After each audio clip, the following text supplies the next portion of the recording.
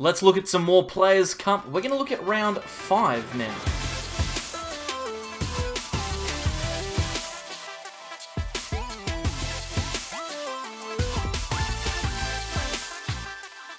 Welcome back, everyone, to more from the Sableye.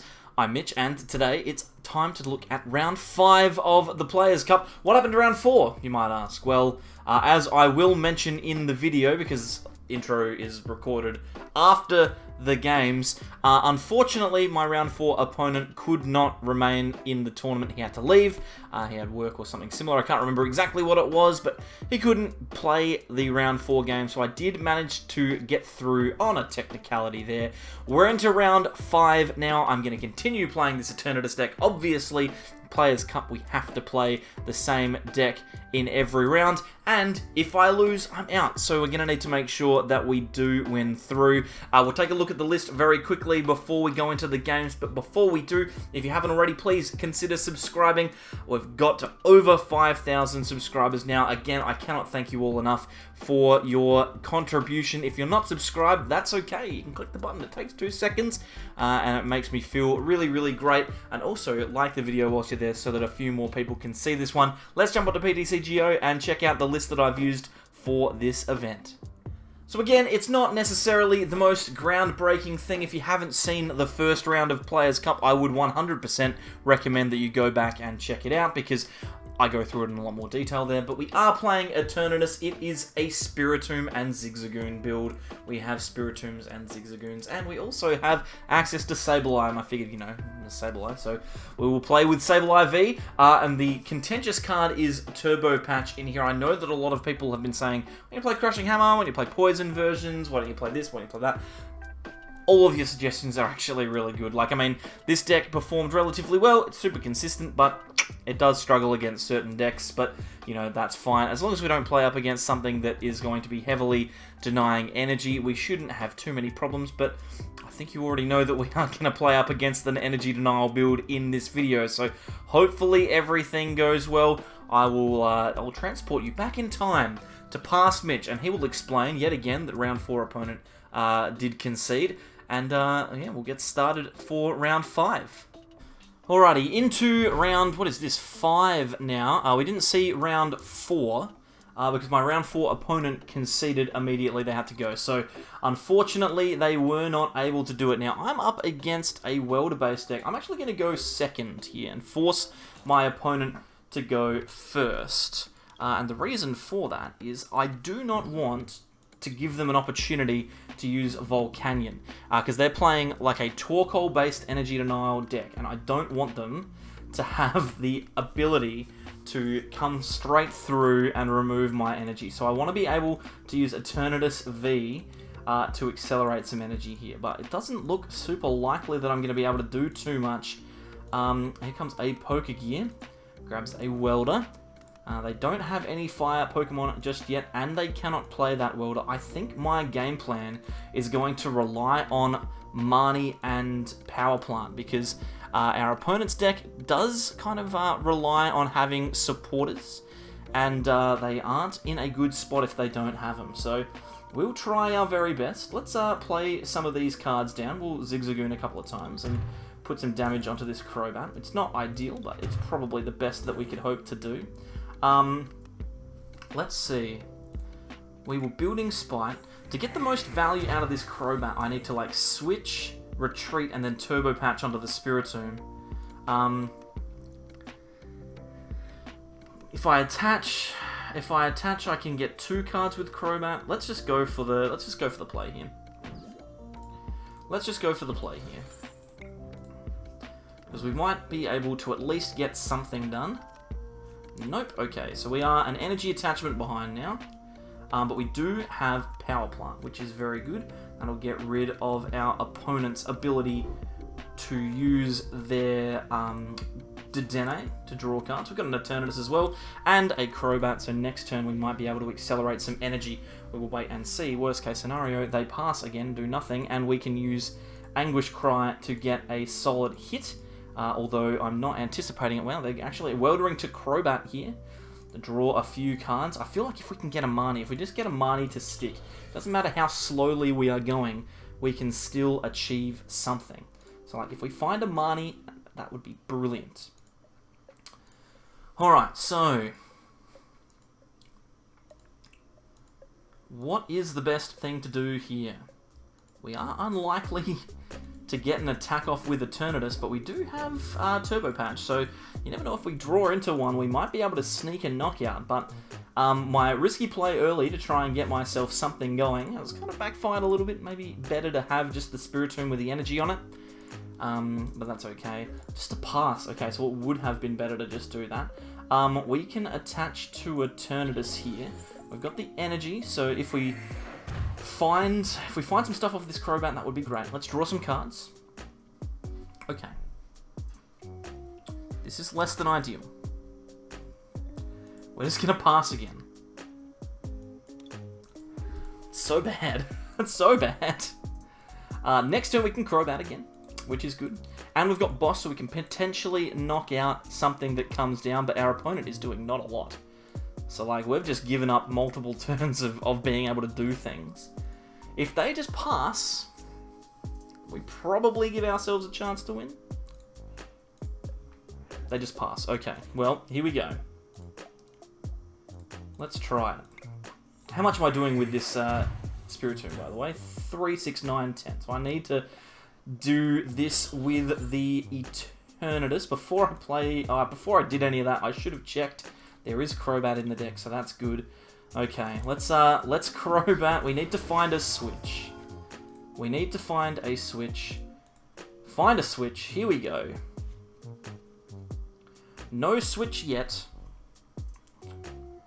What we can do is we can thin out our deck a little bit. I'm going to put this Zigzagoon back, and I might just grab like another Eternatus maybe.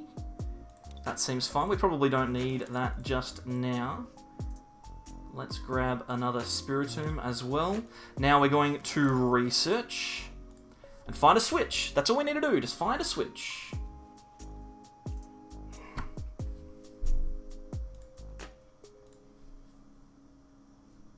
On the plus side, they don't have anything on their side of the field. This is a terrible game. They've replaced the Power Plant. Now they're going to rip a DAA. They're just going to play this big DAA now. And they're going to get everything that they need. They're going to set everything up that they can. And it's going to be an amazing turn for them. They're attaching to a Crobat. They're putting a Cape of Toughness on. And they're playing DAA. What did they have in this hand? Just a whole bunch of nothing. Okay. So, if they play down any Pokemon, if we're given the opportunity, I'm going to try and cust it up. But we still haven't found the switch. Like, that one switch, really would have liked it. Here comes a Pokemon.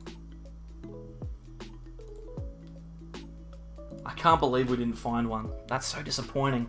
Also, just FYI, if I do end up winning through here, I will be playing up against a Luca Metal deck, so that's going to be quite tough, to be frank. So we'll have to try our best to get there. Oh boy, how many of these cards can I play down? Top decking energy would be great. Turbo Patch.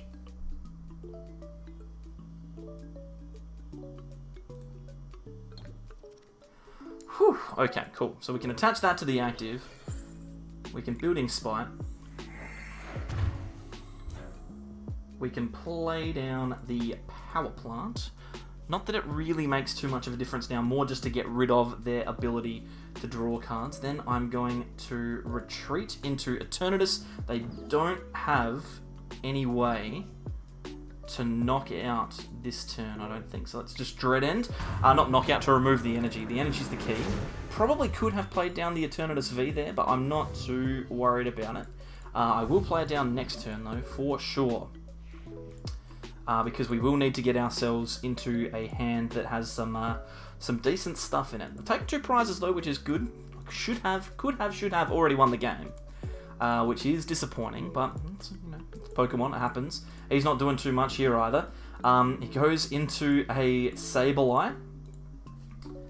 Okay, so there's obviously not a lot going on that side of the field at all.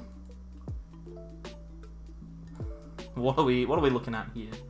Are we looking at, like, play down Eternatus Energy research for Switch? Oh, we found a Switch. That's cool. I think that's still the play regardless.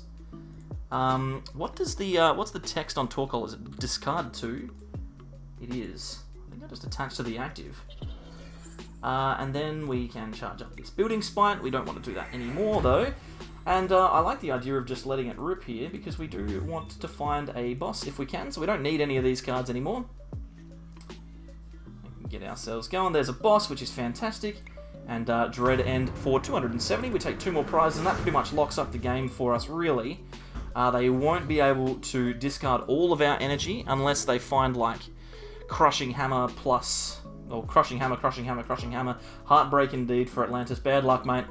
There is a Tails on Crushing Hammer, unfortunate, and then, yes, the game is over with a Dread End. So that was something else. Hopefully...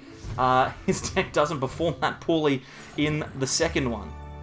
Into game 2 now. Atlantis has chosen to go second, and fair enough, he wants to use his Volcanion.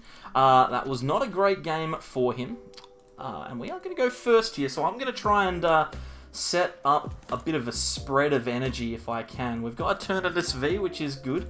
We've got 2 of them, actually, which I really like. We can attach to the bench as well, or we can attach to the active, and we've got 2 Crobats also. So this is a pretty handy start here. In fact, what I might do is I might just attach to the Eternatus and then pass. It's not a great situation to be in, but if they do find a dead hand like they had last game, then we might be able to just steal the march on this one as well. I am worried about seeing Crushing Hammers, but I know that they are probably going to try and power up their Volcanion and their Turtonator, not their Turtonator, their, what's it called? Their Torkoal. They're going to try and power up their Torkoal very quickly. So here is Volcanion. They've managed to find all the pieces that they need. Do they have a switch? That is a very important part of this combo. Even an energy would do the job because they welded one to Volcanion. They've actually attached it to Torkoal, so they must have a switch in hand. They're going to grab a boss for next turn, potentially. And then they're going to pass. Okay, so this is interesting. This is interesting. They chose not to get the energy going. So what we can do is we can actually get ourselves an Eternatus VMAX attacking early here, which I'm a big fan of. I also have the Turbo Patch for later. Depending on what we get off of this Crobat, this could be an incredibly good turn, so we'll just wait and see. We've got a couple of Eternatuses, and a Zigzagoon, and a... well, we've got a couple of Eternatuses and a Zigzagoon. That's pretty much all that we need to talk about there. Let's grab ourselves a Spiritomb, just as a 1 energy attacker that we can power up very quickly. And then we can play down our Zigzagoon, and we're going to stick that damage onto our Torkoal here. Now, I'm going to go looking for a Power Plant. Get a Power Plant, it reduces the chances of our opponent being able to get what they need. We managed to find it, so they don't have access to the DAA next turn to try and find Welder Energy. But we are in a bit of a tight spot when it comes to our hand, just because we've got a lot of clunky stuff here. Let's think about it. 3, 6, 9, 12, 150, 180. We don't need to play down anything else, so I don't think we will. Dread End will take 2 prizes. Now they may have just kind of baited us into doing that, but if that is the case, then we are at least in a really strong spot for our next turn. We've got 2 Eternatus VMAXs to play down, and the Eternatus, they're going to Marnie us. Okay, so no Welder. That's really good, and it gives us a chance to draw into a boss. We might just be able to steal this one as well by taking a knockout on that Torkoal, and there is a boss. That is so big. Let's just see here. Do we have enough? 210 plus the Zigzagoon, we're doing 180, so we will actually be able to do enough damage to get a knockout on that Torkoal, which is really, really big, and he's the detonated to a Power Plant. That is unfortunate, to say the very least. Flare starter here. I think this one will probably lock the game up because that accelerated energy achieves nothing. We're going to boss that out. We're going to Zigzagoon as well. We'll put the ping onto the DAA because we don't need to worry about it. We'll spite up this Spiritomb. And then Dread End will take the knockout. That is so unfortunate. Holding that DAA in the hand could have potentially given him a chance to go more aggressive next turn if he found a Stadium.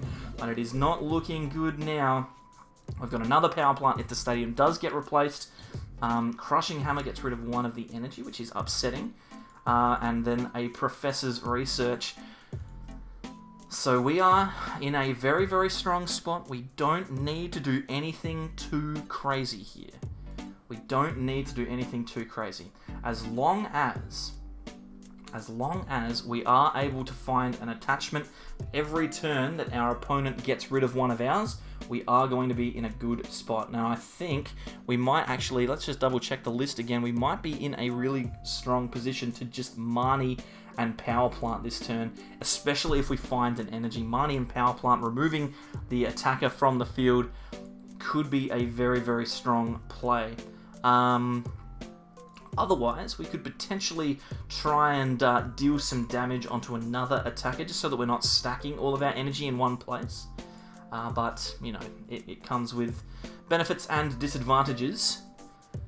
We might just be able to find an energy and a gust. I mean, we've got, there's a high heat blast, so no acceleration. We found an energy. Let's replace, actually, what I should do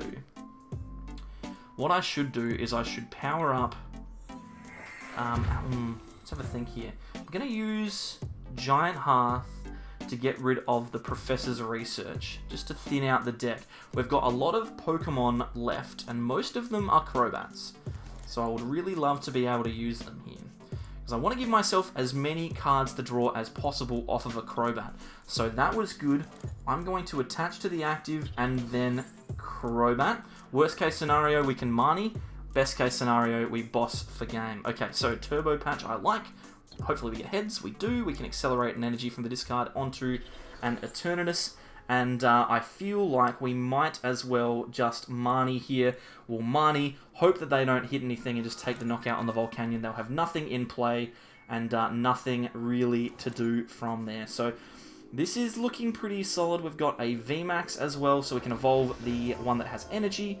I like leaving that space just in case we need to Crobat, and then we can knock out the Volcanion. They've got 4 cards to work with. Power Plant's in play. Oh, they've already used their one DAA though, so that's not too big of an idea. Not too big of a problem. Pretty much anything that they put into the active is going to get knocked out.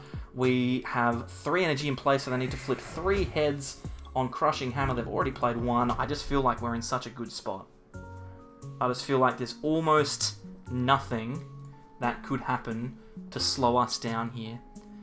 In saying that though, of course, there is almost definitely things that could happen. I mean, we could have this Eternatus here on the bench gusted out, and that would be a problem. But it looks like it is GG. Yeah, bad luck, mate. That's unfortunate. Unfortunate, to say the very least. Not a great situation, and we had the gust as well, so it didn't end up mattering. Yeah, that didn't go as well as he would have liked, I'm sure, but we advance one more game, and we are into the second week of Players' Cup, which is pretty impressive. I'm happy with that. So unfortunately, our opponent really couldn't get going in that game, and I do take the victory into the 6th and final round of Losers Bracket for the first day of competition. It has been a wild one. Would have much preferred to have made it through the Winners Bracket, because they're already finished right by this point. But one more game to go, and you'll be able to see that one tomorrow on the channel. If you want to make sure that you're the first person to see it, then obviously subscribe. Like the video as well so that more people can see it. And if you haven't already, jump down in the description. There's a Twitch, there's a Twitter, there's a Discord link. There's all sorts of stuff that you can follow us on or follow me on. You can jump in there and have a chat, do all that kind of good stuff. I don't know. Go on Twitter, like a Twitter. That would be great. Anyway, I'm rambling again. I'll see you tomorrow for round 6. Hopefully we can get into the second day of competition. And I will see you tomorrow, or the next time you see a video, whenever you next watch a video. Goodbye. Gotta get out of here before I say something stupid.